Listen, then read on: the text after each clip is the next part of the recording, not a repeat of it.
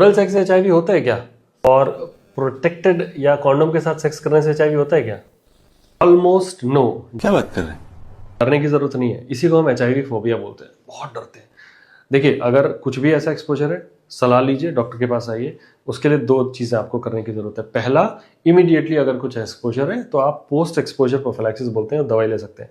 दूसरा जो बड़ा इंपॉर्टेंट है, एक बार हो गया तो सालों सालों कई सारे केसेस 7-8 साल तक टेस्ट कराए जा रहे हैं, कोई ज़रूरत नहीं है। इसी को हम एचआईवी फोबिया बोलते हैं। प्लीज़ ऐसा मत कीजिए। करना क्या है, पहला एक्सपोजर के बाद टेस्ट कराइए, लेकिन फिर भी विंडो पीरियड का वेट करना होता है। तो विंडो पीरियड का मतलब क्या है?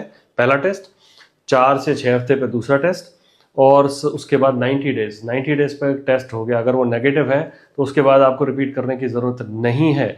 और कौन से टेस्ट कराने हैं, क्या करना चाहिए, आप हमें कमेंट कीजिए और साथ में नीचे पढ़िए डिस्क्रिप्शन में। सो आपकी ना एचआईवी रिपोर्ट में आपने CD4 काउंट देखा होगा। उसका क्या मतलब होता है, चलो समझते हैं।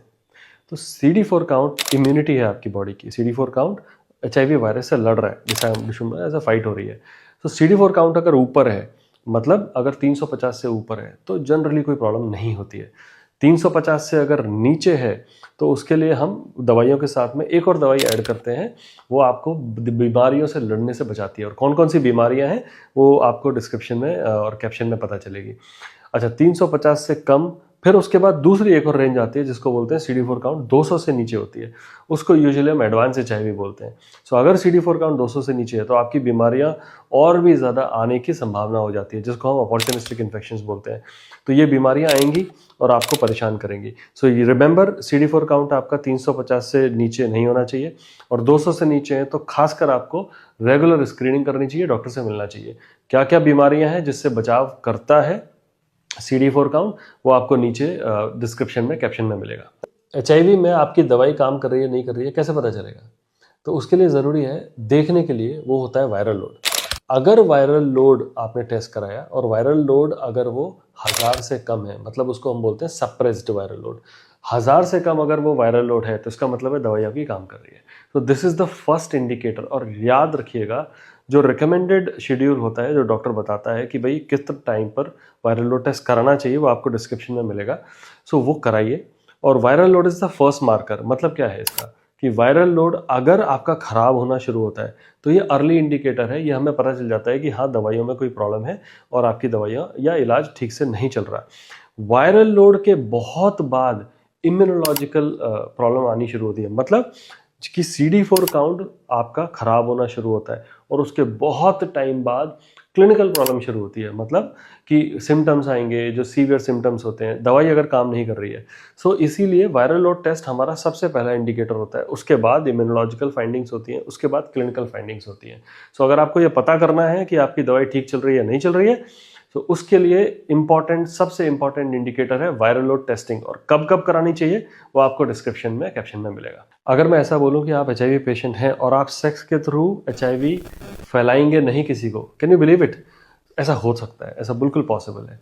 सो अगर आप टाइम से दवाई खा रहे हैं, रेगुलरली जो रिकमेंडेड है वो दवाई खा रहे हैं, तो आपका वायरल लोड इतने लेवल तक पहुंच जाएगा, उसको बोलते हैं हम सप्रेस वायरस।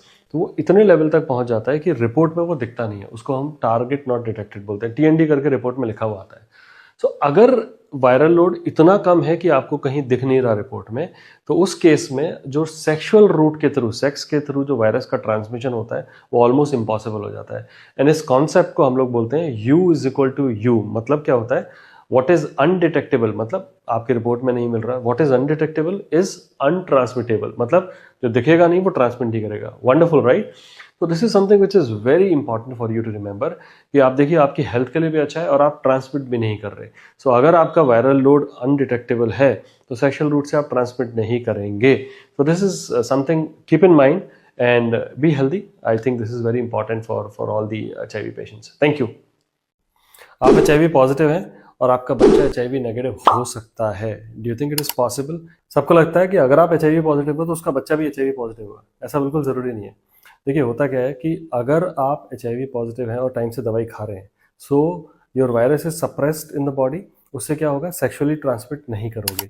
और दूसरा, अगर for example in these couples, उसमें होता क्या है, इसको बोलते हैं सीरो डिस्कॉर्डेंट कपल्स। मतलब मेल अगर पॉजिटिव है और फीमेल नेगेटिव है, वो शादी करते हैं।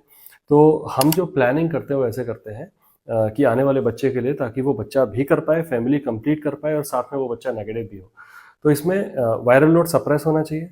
फीमेल को हम दवाई देते हैं, कुछ प्रिवेंटिव मेजर्स लेने के लिए बोलते हैं कुछ टाइम के लिए, and then there is a possibility कि वो आने वाला बच्चा नेगेटिव हो। और उसमें स्टेप्स क्या लिए जाते हैं, कैसे वो किया जाता है, आप please read the description. Thank you.